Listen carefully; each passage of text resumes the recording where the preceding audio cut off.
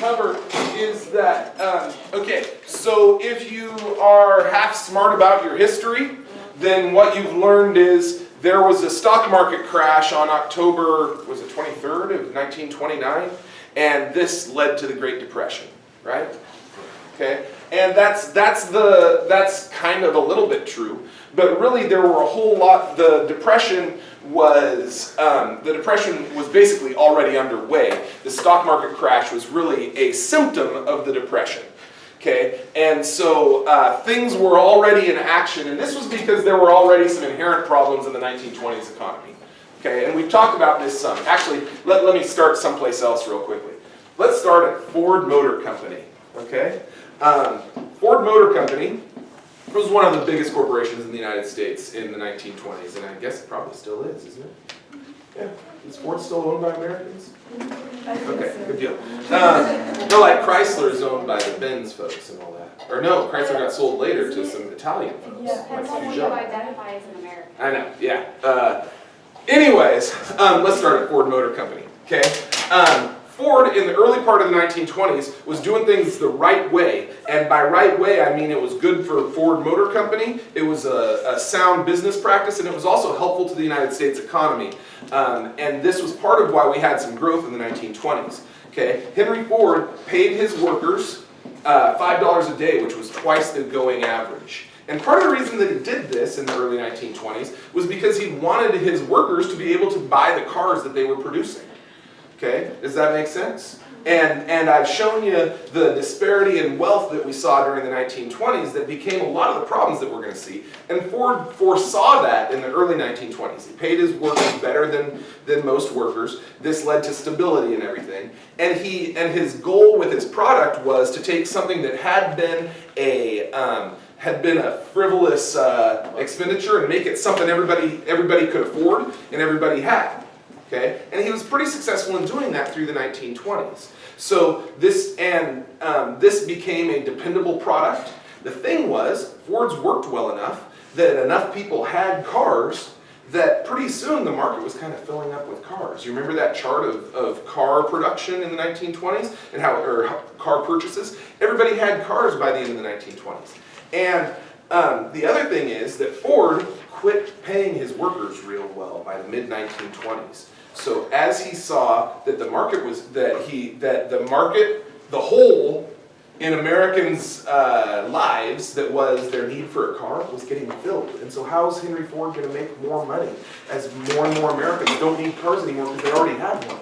He cut workers' wages, okay, and then he tried to figure out ways that he could expand beyond the American borders. And he tried to convince families sometimes that they needed 2 cars. Good golly, who needs 2 cars? Yeah. I know, we've got like 4. Anyways, and by the end of the 1920s, what was happening in the auto industry was the competition had gone away. There were only 3 companies left, really: Chrysler, General Motors, and the Ford Motor Company. And so those companies were making the decisions. General Motors had a great idea on how to make money. You know what they started doing?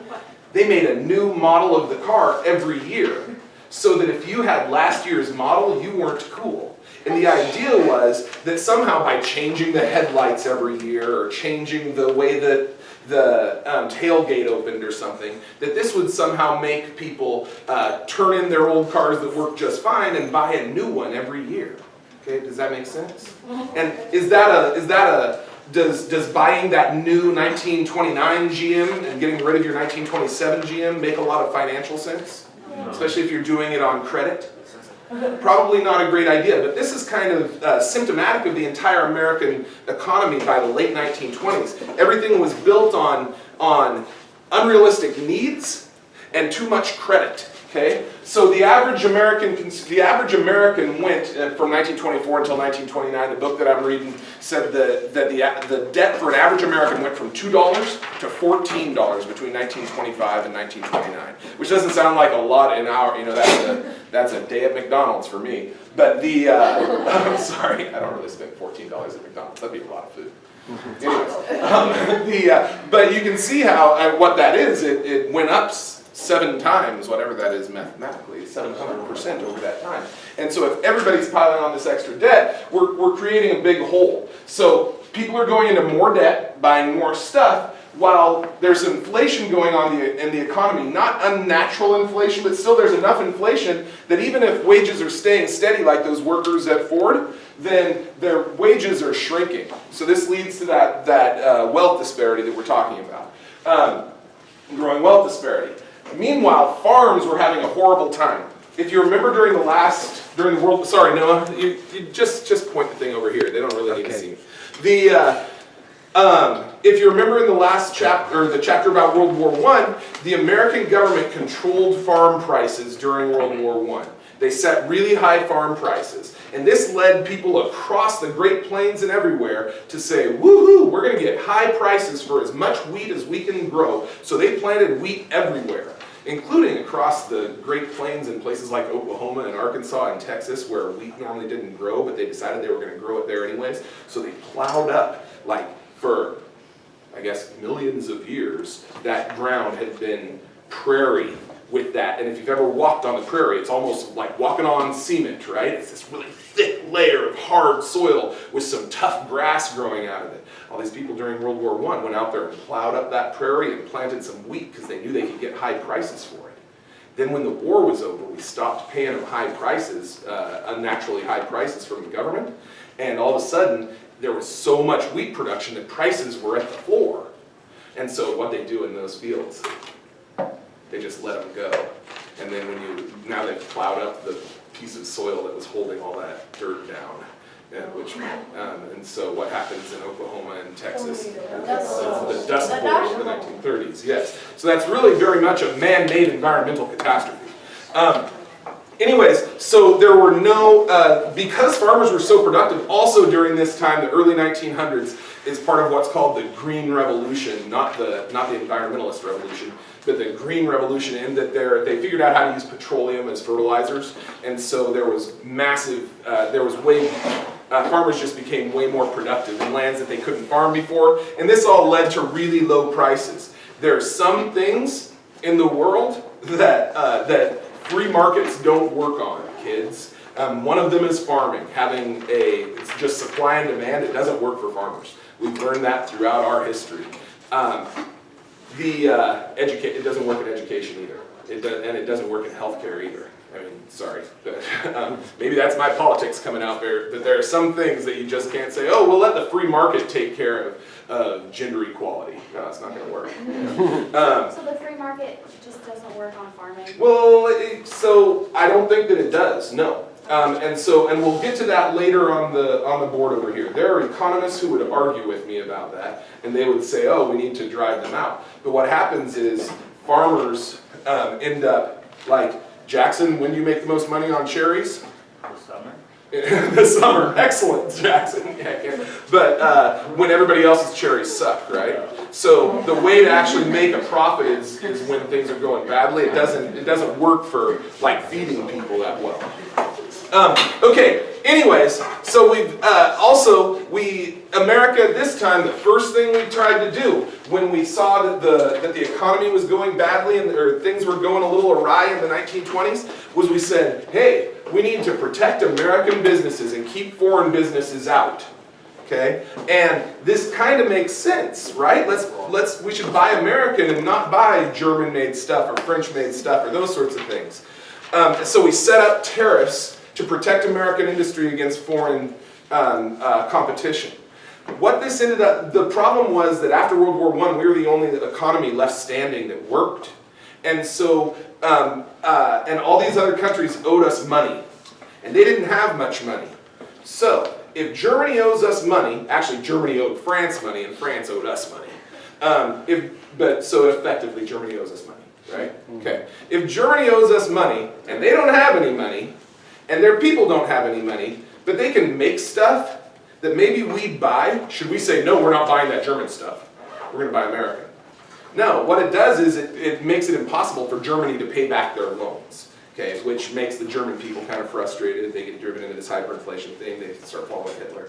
There's all kinds of stuff. So the rest of the world's economy is harmed greatly. by the fact that the United States decides all of a sudden in the 1920s, we're going to isolate ourselves from the rest of the world. At the time when we were finally like the world's leader economically, we decided to protect ourselves. And we had what our last chapter called sick industries. There were a lot, the railroad industry has been such a big deal in the United States. Once all these cars are out there, they're not making as many, people aren't using the railroads as much, and we had overproduction of railroads. We saw the farming industry was doing terribly. There were a lot of sectors of the economy that were kind of left behind in this new economy.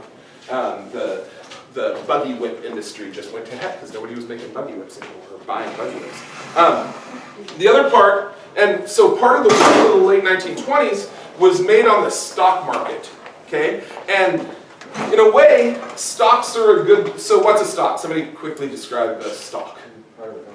Part of a company, a fraction of a company that you own. Yes, very good. So if Noah owns one Microsoft stock, he owns one zillionth of Microsoft or something like that. He's like a mini Bill Gates, right?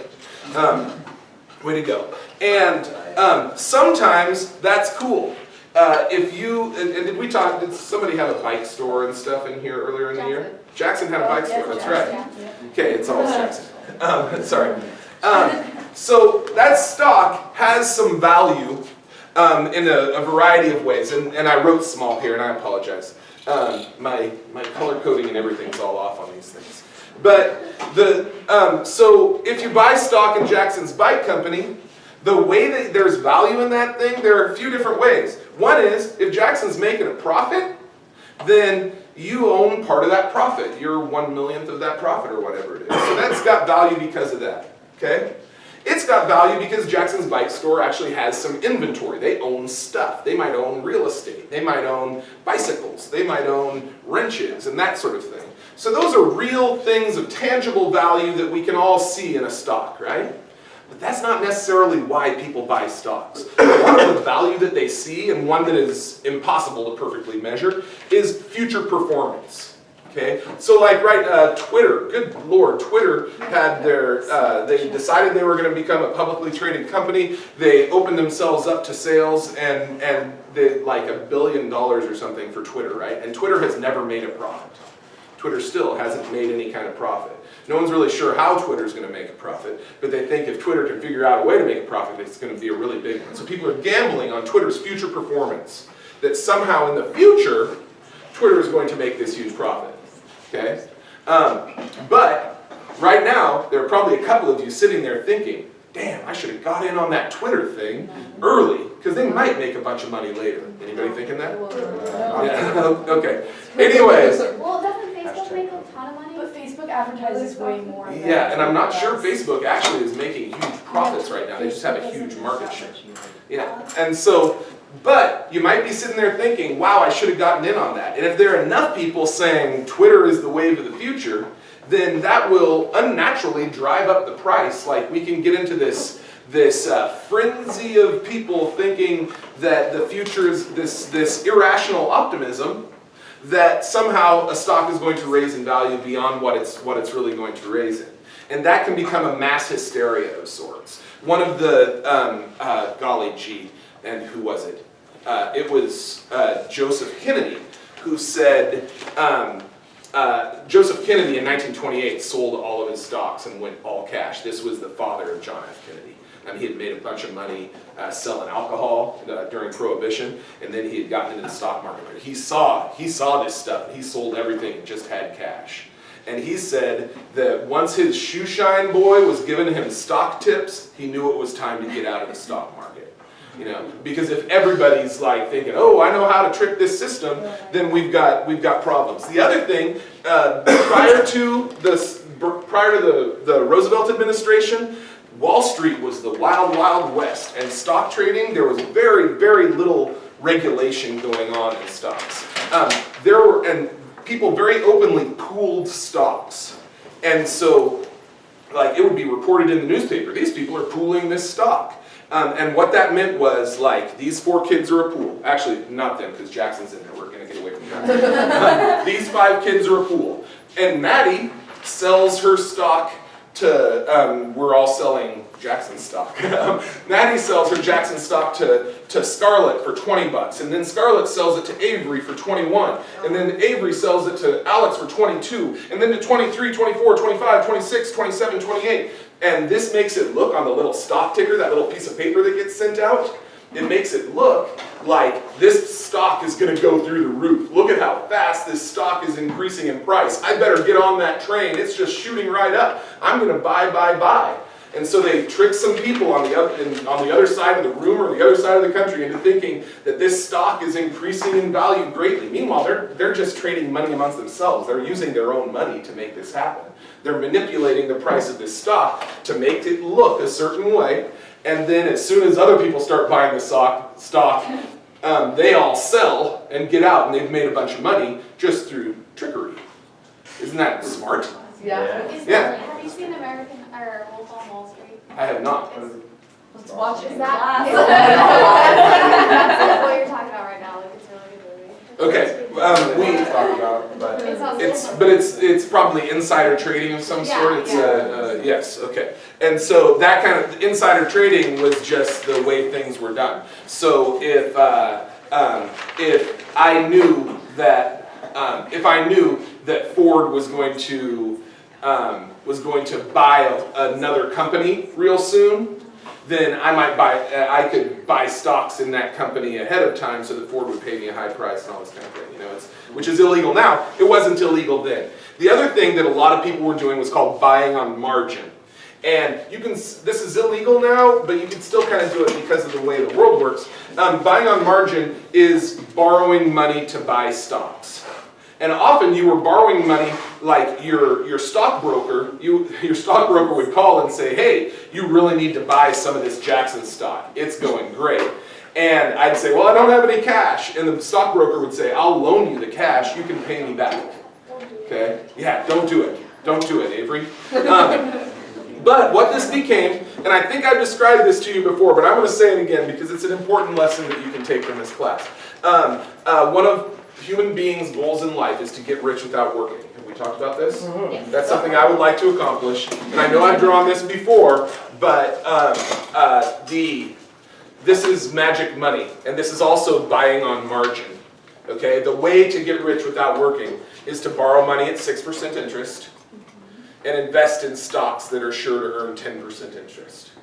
See how that works? Yes. And you see how this becomes profit, and that profit just gets larger and larger and larger the more you do it?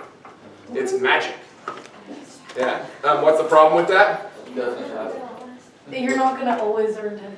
Yeah, so this blue line is not something that we're sure about. We know that 6% is always going to be 6% as long as you owe that money, right? But the investing in a stock that's sure to earn 10% is impossible. Okay? And if you think of it, if you knew that was going to earn 10%, why would somebody be loaning you money at 6% if they probably knew that too? But anyways, this is the magical profit, and this is the idea. And when you see the stock market going up, and then I can see how shoeshine boys even would say, this is the way that we can do this. You remember in the movie last week, the guy said, come on down to Wall Street, the streets are paved with gold, in a very charming way that only old people can talk. That's kind of what this is, right? The streets are paved with gold. And there's some secret that the insiders know, right? And people believe that this was true. However, magic money can go wrong. And this was what started happening in 1928, and then by 1929, the market adjusted itself. And I didn't draw a chart of the Dow Jones average, which is the average of a bunch of stocks on the stock market. But basically, the Dow Jones average was going up throughout the 1920s. But then what happens is, like, this is the same chart as this one, okay? However, partway through, the Jackson stock just flattens out, okay? The price flattens out, which is a totally natural thing. A price finds a spot in a market. That's what supply and demand does, is it finds the appropriate price. So this is not Jackson's business going bad. This is just the stock finding a place that is its natural price. But because you were dependent on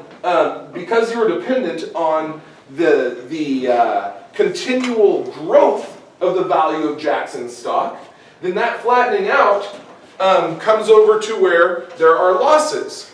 And because you borrowed this money, why were you borrowing money? Why would one borrow money? It's because you don't have any money to begin with, right? Because that's the only money that you have. Now, you're not able to pay your banker, right? And so what are you going to do when you can't pay your banker and you're not making more than the interest on your bank loan? Get another loan. You could get another loan, but eventually that I worry about your financial future, Scarlett. Yes, Maddie? Do they have like credit cards back then? There were not really credit checks, but a lot of the credit, nowadays the reason there's credit checks is because credit has become an anonymous thing. And the way that a lot of the credit checking would happen was, I was a banker, and if you came to me and said, hey, I want to borrow some money, I'd be like, hey, what do I know about Maddie? And I know what her business is, I know her parents, I know her sister, and I decide whether or not I was going to loan you money based on you rather than on some numbers that I could derive. Yeah. Yes, Ann? So if the stock starts flattening out, can you just like pull out of the loan and pay it back and then like be done with it, or do you have to keep? You could pull out of the loan and be done with it, yes. But the amount of time that you have to do that and everything is going to be difficult because are you the only one invested in Jackson stocks? Are you the only one buying on margin? No, so everybody else is thinking the same thing. So pulling out means selling these stocks to someone. So you got to find somebody who's going to sell them, who's going to buy the darn thing. And because everybody's selling, what's happening to the price? The price goes down. I don't have the proper color over here. I'll do it in brown. The price goes down, and so that makes more people sell, which makes the price go down some more, which makes more people sell, which becomes a panic. Okay? And when people panic, it's the opposite of irrational optimism, right? And they panic beyond what is reasonable. This stock still has value. It still probably has some income value, and it probably has some inventory value, okay? He's got some bikes and some wrenches and some real estate. And so someone should be smart enough to say, all right, I'll buy that stock right here. I'll buy at that price. But because there was this panicking going on, stocks continued to fall below what their actual value was. Because when we see that we're in a financial catastrophe, we clam up, okay? We'll get to the economic reasons for this on the other board, but what we do naturally, I think I used this example before. Do you have a question before I use my fun example? Yeah. So Okay. is that blue line the stock price or the profit of the company? The blue line is the stock price, Okay. the stock's price over time, or the value. If the stock price is really low, can't the company still be making money? The company can still be making So money, you can yes. still make money if you buy it at a really low. Yeah, you could, and it depends. This is a very simplified version of the stock market for today's lesson, and there's a difference in the way that you make money. There are two ways that you can make money off of a stock. One is they pay you a dividend, which means they give you a percentage of that money of their profits. The other is that they can give you, that they push it back into the company, which means you own more inventory and stuff. But that might not manifest itself directly. So it depends on your cash flow issues, right? If they're pushing it back into the company, and you're saying they're still making money, but I need to pay my banker's sending his boys over with a baseball bat. I don't think bankers did that in the 20s, but they might. Then you've got issues. Does that make sense? Okay, so my example is the real estate crash of 2008 that happened very recently. The economy was very troubled, and a lot of people were very worried about this, and people were concerned about whether their mortgages were still solvent and all that kind of thing. My wife and I just happened to start building a house in 2008, a massive investment in real estate, right during a big old crash. Hi, don't worry, you're on camera. Anyways, and so when can you hand that to Ann also? When this crash happened, or this, I'm going to call it a crash in 2008, the market, or the mortgage crash happens, then we were fine, but my wife's first reaction and my first reaction is, no, we're not going to spend money on a new car. No, we're not going to go out to dinner this week. Yes, we're going to put a little extra money in the bank every week. Yes, we're going to be more frugal and more conservative with our spending. Okay, does that make sense? That's what you do in a time of crisis. You kind of hunker down in your basement and gather canned food. Is that, you with me? Okay, and this is what people do, but, and so, no, who's gonna say, hey, I think I'm gonna do whatever, I'm gonna zig while everybody else is zagging. I'm gonna start buying stocks during the crash of 1929. Okay, it's really, really smart, confident people make a bundle on that kind of thing. But you gotta have some extra money sitting around, that kind of thing. So, I don't know the book that I'm reading didn't tell me the rest of the story. I'll bet that Joseph Kennedy saw a bunch of these stocks down here and said, hey, that's a good value. You know, because he had cash and everybody else, yeah. So anyways, the psychology of economics didn't allow for the American people to fix this problem, okay? Is everybody cool on how that could become a stock market crash? Even if it's just Jackson stock, but do I own only Jackson stock? No, I've also got some Alex stock too. But to pay this, and his company might be doing fine, but I might be selling his stock to pay my losses over here, which lowers the price of his stock even though he's doing fine. But if everybody's selling, everybody has to sell everything, right? You see how that could cycle into real trauma? Yes, Scarlett. So the way that the stock market crashed, it was the people. It wasn't just some natural disaster. It was not a natural disaster, no. Just irrational optimism. Well, there had been bubbles in the economy all the way along. And so basically what people had been doing was they had been overvaluing largely future performance of stocks. And so this is a variable where people have to make estimations. And the entire society, through their irrational optimism, had way overvalued future performance. And since we had so little regulation, there had been, people were borrowing money to invest and stuff like that. And so once this all happens, there's, the bubble bursts and everything falls apart. Beyond, and that irrational optimism turns into irrational fear. And so we don't have time to correct ourselves. And I'll get to how that kind of could correct itself here in a second. Eli. So let's say, so the companies are still making a lot of money even though the stock market crashed? Probably They're not. still doing well? No, they're not. I mean, part of what you should get here is that there were already inherent problems. And if my stock portfolio is going bad, am I gonna go buy a new bike from Jackson? No, and so everybody is hunkered down in their basement with canned food. So the stock market has an effect on the actual performance of businesses on the street. You know, how many people are coming to your restaurant or how many people are buying dresses at your dress store. Because I was saying, like, what if you, like, right when the stock market crashed, if you bought a bunch of stocks for really cheap? That would be a great idea if you're smart enough to do it. Yeah, you gotta be gutsy to do that. And you have to have that cash in the first place. Yeah, that's the thing. And we're getting to that right there. Yes, Ann? If you like inherit stock, like from family, Yes. and the company's losing money, do you lose money if you didn't have to buy it in the first place? You don't lose money. Just like the value of that stock is going down. Yeah. Yeah. So you would sell it? Or you can hold on. Or you can hold on Just to try it. to hope that it goes up again. See, and this is the thing where being wealthy is really an advantage. Yeah. So next time you're born, be born to rich people. And so, so this is a perfect segue, Eli's and Ann's questions into what reasonable investors do. And this was true in the 1920s, this is true now. I know I've told you before that Theodore Roosevelt's dad got rich because during the crash of 1937, or the panic of 1937, everybody else was panicking, and Theodore Roosevelt's dad was buying up Manhattan real estate. And so, at very low prices, which was kind of smart of him. Yeah, so, one of the advantages of being wealthy, don't borrow money to invest. So, if you inherit stocks, then you're not as likely to panic. You know, I'm sure there are people, actually,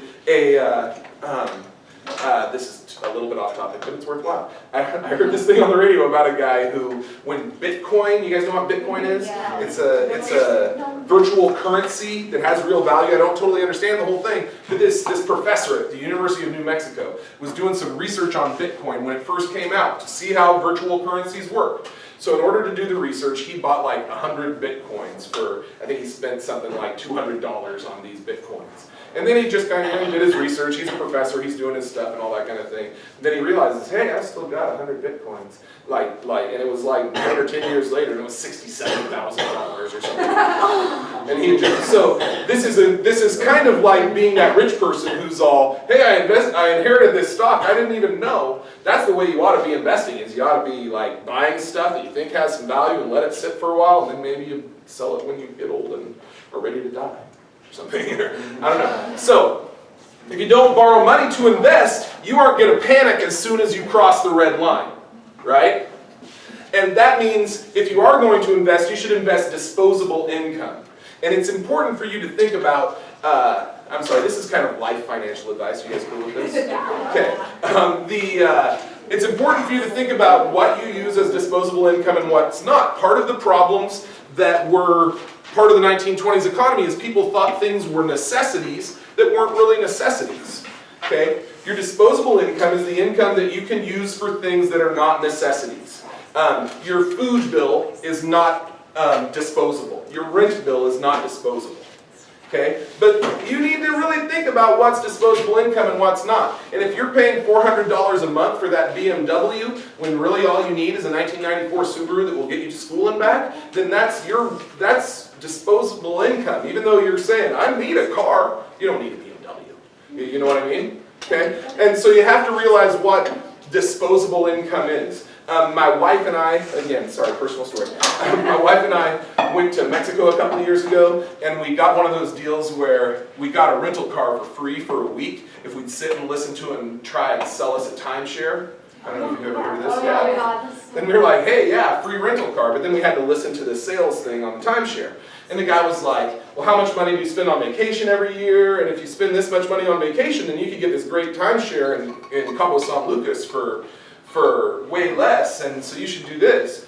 But what we'd be doing if we signed a document that said we will pay whatever it was, $3,000 a year for this timeshare in Cabo San Lucas, yeah, we spend at least $3,000 a year on vacations. Okay? But actually, we probably don't. But I don't remember how much it was. Anyways, if we signed that, that's no longer disposable income. We owe this dude money for the next 30 years. Okay? And so should your vacation money be in the category of your bills, the same one as your rent and your food? No. Or your child's college education?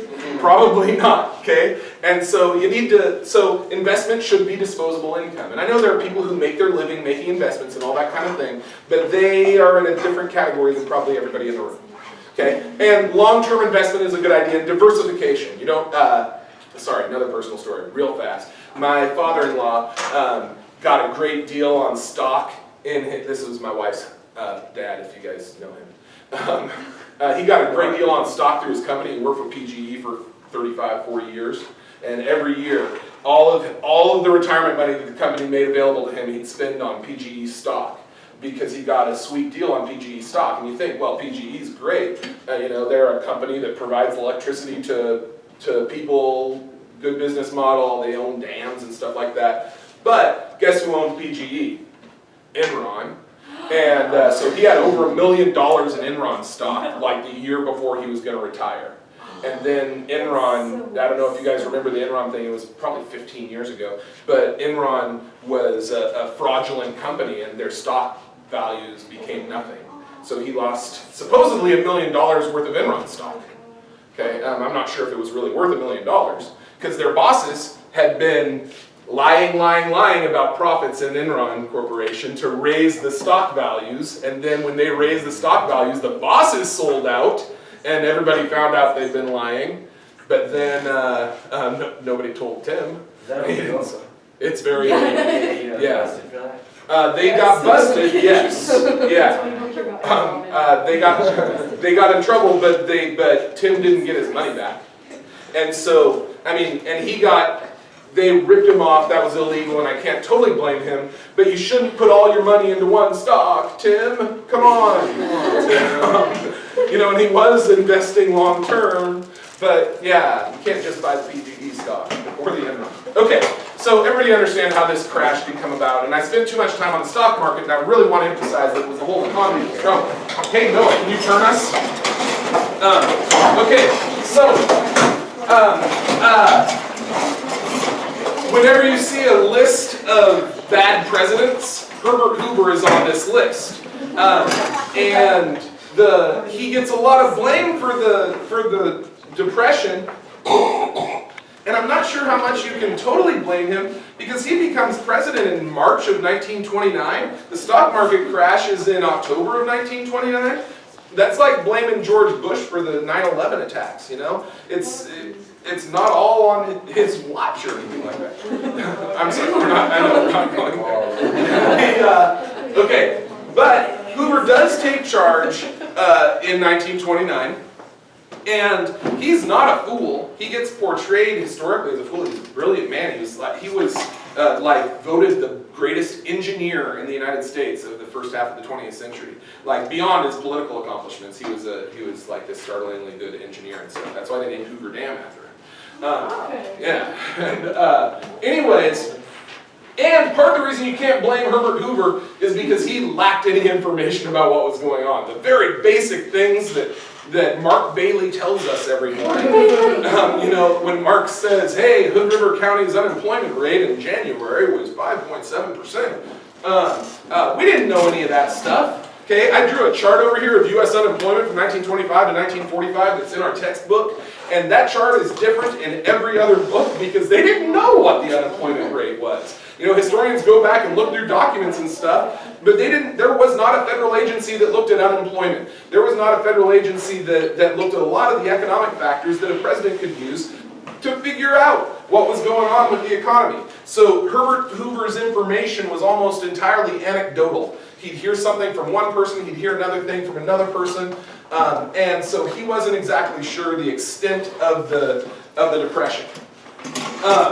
And the basic idea of economists at the time, except for John Maynard Keynes, who we'll talk about later, but the basic idea of the economists of this era was that a depression is a natural part of the business cycle. So if Jackson's bike company is sick, then we let it die, because maybe another bike company will take its place, right? And this is the natural selection of the business cycle.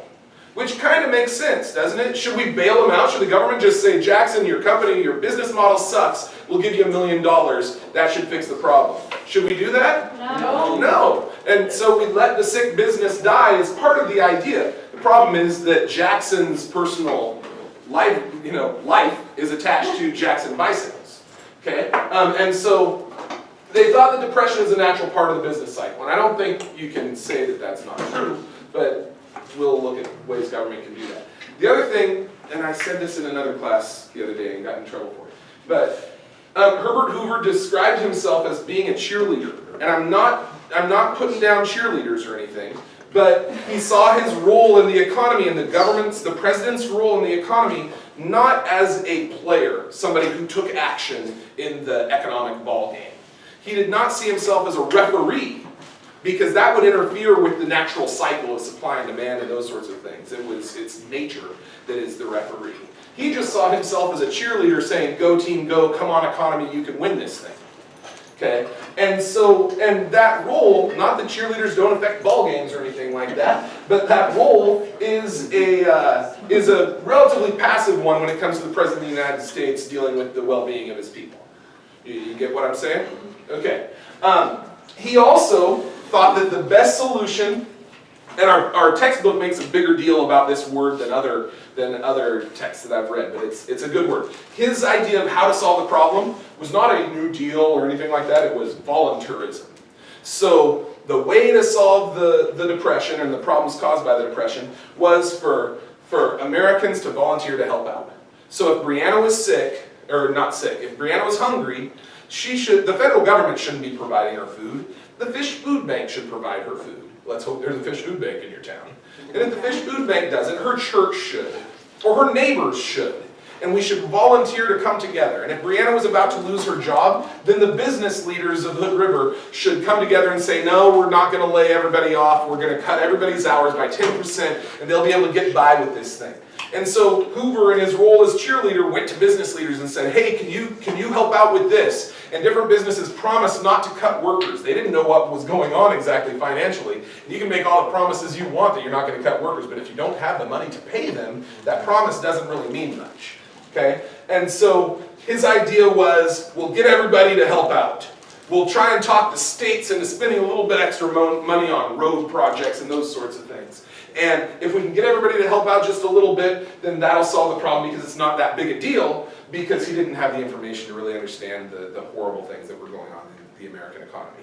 Meanwhile, Hoover had this horribly tin ear when it came to understanding people. He and his wife, at the height of the Depression, he and his wife continued to dress in tuxedo and formal gown for every meal, or every dinner, and be served on silver platters, 7-course meals every night, because he wanted the American people to know things are okay. And if the president and his wife couldn't have a good meal and nice clothes every night, then what the hell's wrong with America?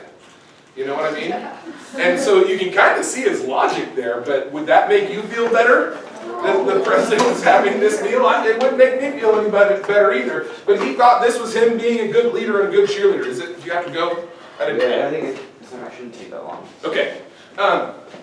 And so that was his deal, and he didn't really think the federal government was supposed to be getting involved in this stuff. If you remember a previous chapter, I think it was chapter 19, there's a quote from Grover Cleveland saying, of course the people have to support the government, but the government doesn't have to support the people. You remember that? There was a drought in Texas, and he was like, no, we're not helping them. That's not the government's job to help people in drought-filled Texas. And so that was Hoover. And the Depression got worse, and it got worse, and it got worse. And you can see over here, you don't have to move the camera, you can see over here, Hoover leaves office in 1933, and by 1933, estimates are that 25% of Americans were unemployed. 25% of Americans who wanted work. Okay? And so, and he was unable to stop this. Okay? And in 1933, not in 1932, we get a new president, Franklin Delano Roosevelt. That's what FDR stands for. Hooray for Franklin Roosevelt. What year was that? He is elected in 32, he becomes president in 1933. He's president until he dies in 1945. So he's our longest serving president. He has a huge, he swings the balls. Yeah, totally. Like I think our chapter has a quote that somebody says to Hoover, "Why don't you vote for Roosevelt too, and it'll make it unanimous." Roosevelt wins this election by a long shot. Same thing happens in the next election in 1936. We've got pictures in case you don't know Franklin Roosevelt. Here's a picture of Franklin Roosevelt. He's sitting down. Notice. This is a very This is a rare picture of Franklin Roosevelt over here. He had polio as a child, and he was confined to a wheelchair. But he rarely allowed his picture to be taken in the wheelchair. They'd prop him up against things for speeches and all this kind of thing. He hid his, there's another, here, he was pictured in cars a lot of the time. This is probably the most famous picture of him. That's the one that should be on the money if he's in it, even though he's smoking cigarettes. I thought if I just got a wheelchair and a blanket to put over my legs and a hat and a cigarette, I could do Franklin Roosevelt. Anyways, and this is his wife, Eleanor Roosevelt, who was also his first cousin. She didn't have to change her name. Yeah, it is convenient. You don't have to go down and get anything changed or anything. Yeah, okay, that's Wait, one. Eleanor Roosevelt, she wasn't sure she was no. She did not fly in a plane. Okay. No, you're thinking of Amelia Earhart. Yeah, all right. Okay. No, she flew with Amelia Earhart. Did she? I wouldn't be surprised. She was a night of the museum. Oh, yeah. She was a big women's rights advocate and all this kind of thing. She's, yes, sir. Wasn't she heavily involved in basically running the White House sometimes when her husband was She was the first. I'm not sure it was during Franklin Roosevelt. I'm not sure she filled in for Franklin Roosevelt. She took a more active role as first lady than any first lady before her, and possibly since. And so she is really the model for the modern first lady who takes things on. She was out helping the people and all this kind of, and cheering people up and all that, answering letters, all that stuff. She was a pretty big deal. Yes. Anyways, So Franklin Roosevelt gets elected, and he has what he calls a New Deal for America. And this is an important term to understand because the New Deal is also is interlinked with the Great Depression. So if you buy a book about the Great Depression, it's called The Great Depression and the New Deal. Okay? This isn't just one of those like Woodrow Wilson had his New Freedom and that kind of thing. New Deal is a term you need to know. Okay? And Roosevelt said, I think this is an important way to understand the mind of Franklin Roosevelt. He said, we should try something to fix these problems. And if it fails, we'll try something else until we find something that works. And of course, this is the way that life works, right? Yeah. But it's hard for politicians to say that. For most politicians say, you know, they'd avoid trying anything to avoid the possibility of looking like a failure. Because that's not how you win elections, and that's not how you look manly to the American people and all that sort of thing. And Roosevelt was like, come on, we gotta try something, and some of it will mess up, but we'll keep on trying stuff until we find stuff that works. And he was a spectacular communicator to the American people. Can anybody quote from his inaugural address? We have... We have nothing to fear except for fear itself. You know, which is kind of, you know, and people thought, yes, that kind of makes sense. So it's the fear, and you can see that it's this human emotion that very much caused a lot of these problems, and the fear and that sort of thing. And he was playing on that. A great example of what Roosevelt did is from the bank holiday. This is one of the things that he did during his first 100 days. He had a whole plan for solving the problems of or what he thought, what he was going to try to solve the problems of the Depression. And I'll explain that in a second. But the first thing that he did was called a bank holiday. And this is a perfect example, okay?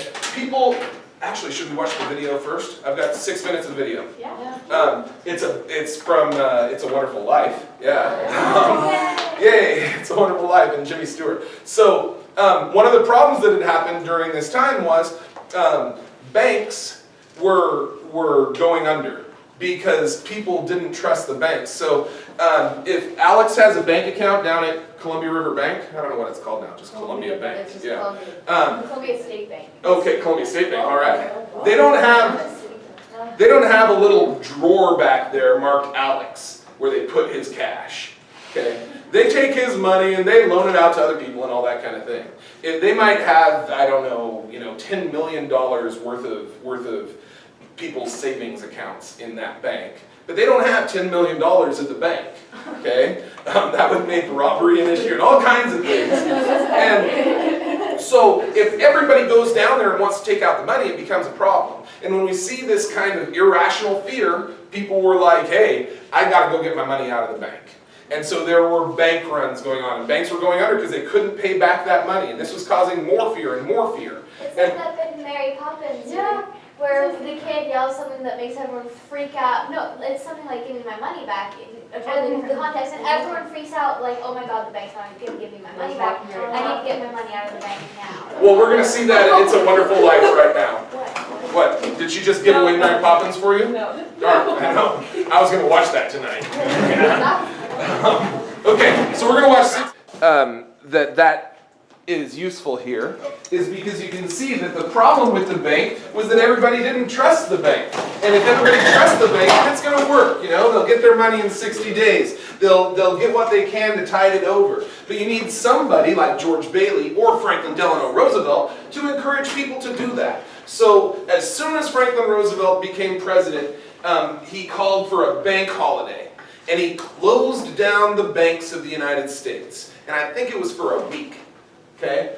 And during the interim time, he got on the radio. You remember everybody bought radios in the 20s? And he had what were called fireside chats, which is a hallmark of the FDR administration, where he talked to the American people. And he explained to them how banks work and how this whole system works and why banks fail and all that sort of stuff. So he got the American people to kind of understand what was going on. And he asked them not to rush the banks when they opened back up. Meanwhile, he sent out a bunch of cash to the banks, so they had some money there.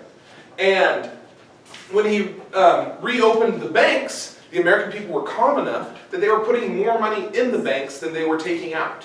Okay? But it took all of those things. It took the personal reassurance over the radio. It took the guts to close down the banks. It took some extra government cash to help people out.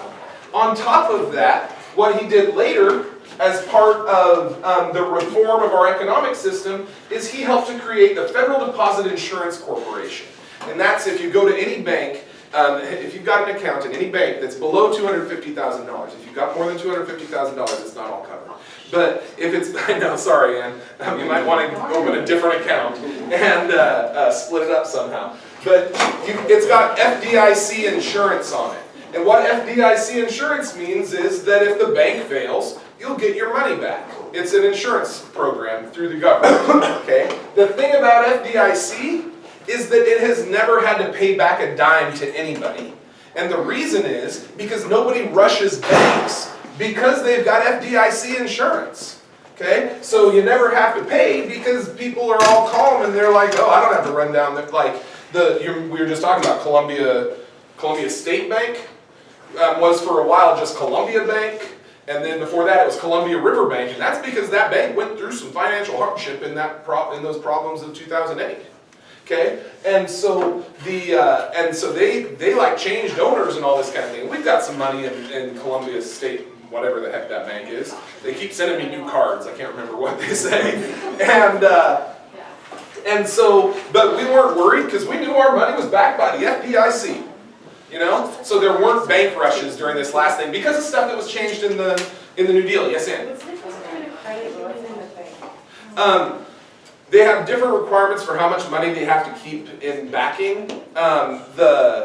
It used to be that there was a difference, like what George was running there was really kind of a credit union more than a bank under modern parlance. A lot of that got changed in the 80s and 90s, so I am not ready to give you an answer that I can stand behind. Okay. Okay. It used to be that you'd have a credit union that was just the teachers of my union or something like that. But now they've got these credit unions that anybody can join, and I'm not sure what's changed over the years. Okay. So the New Deal, if you were writing an essay about the New Deal, I would suggest that your 3 body paragraphs be recovery, relief, and reform. I spent 10 minutes this weekend trying to write a song about the New Deal to the tune of the TLC classic Waterfalls. It didn't work out, but it went something like relief, reform, recovery, that's how the government saved our economy. You gotta stick with that. Okay, you guys get on that. Alright, Start writing. Anyways, so and the government's response to the Depression under the New Deal was in 3 parts. In one part, they had direct relief. This was give money and food to the people who are starving so they don't die. Okay, and that's an important part of things. This is when Social Security is established. And Social Security is a check to old people, okay? Anybody over at the time, I think it was 55 years old, got a check. This is really smart because, for one thing, it's a way to get money into the economy to people who need it. You know, old people are at risk a lot of the time. The other thing that having Social Security did was, before Social Security, there were a lot of people worked until they died. Okay, and so if old grandpa is still holding down a job at the store and he's 83 years old, okay, and he's not getting around real well or anything, but he's got that job and he's hanging on to it, if we give him a Social Security check and tell him to go home, or, you know, if he gets a Social Security check, then he can retire. And then some younger person can get that job at the store. You know what I mean? So it's a way to employ people as well, because a lot of old people were holding on to jobs too long. The bank holiday is part of the Emergency Banking Act, but we also had a system called Federal Emergency Relief Act, which gave money to, especially to women with children who did not have enough food to eat, and those sorts of things. So there was direct relief to people. Yes, ma'am? Did the bank holiday, did all that happen within 1 week? I think, well, the plan was put in place over the whole lame duck part of Hoover's thing. Yeah. I think that the actual holiday was 1 week long, and then the reopening of the banks, I think, was staggered a little bit, Okay. so that they all didn't just, yeah, so they could see how it was working. Okay, the other thing that they had here was recovery, which is part of what is called Keynesian economics. So this guy, John Maynard Keynes, told us how the government could help to solve these sorts of economic problems. He said that the government has to be the spender of last resort. So when I'm down there in my basement gathering canned food, huddled up, not spending any money, because that's what people do in times of emergency, the government has to be spending money. Because otherwise nobody's going to be spending money, and all kinds of businesses are going to be affected by this lack of spending, by the lack of economic activity. So John Maynard Keynes, who's a British economist, said, and he was talking a lot like Jacob Coxey from the 1890s, that the government had to hire folks. So FDR starts several government programs, and these are, the things that I have up here are just examples. There are a zillion of these kind of alphabet soup programs.